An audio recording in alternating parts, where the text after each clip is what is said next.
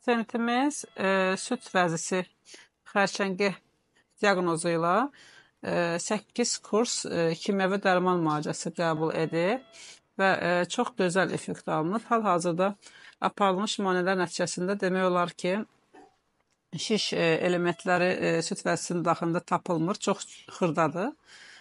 Və xanımın genetik məmə kanseri də olduğuna görə, yəni xalasında da bu xəstəlik olub və genetik müsbət cavab gəlib. Alınmış yüksək, yəni gözəl kimyoterapiyanın nəticəsindən də ilhamlanaraq hər iki süd vəzisində dəri altı mastektomiya edəcək, yəni süd vəzi toxumasını götürəcək. Qalmış dərini isə, yəni boş süd vəzi cibini implantla rekonstruksiya edəcək. Bunun adı, qeyri-rəsmi adı Angelina Jolie əməliyyatıdır. Çünki Angelina Jolie də bu əməliyyatı icra elətdiribdir.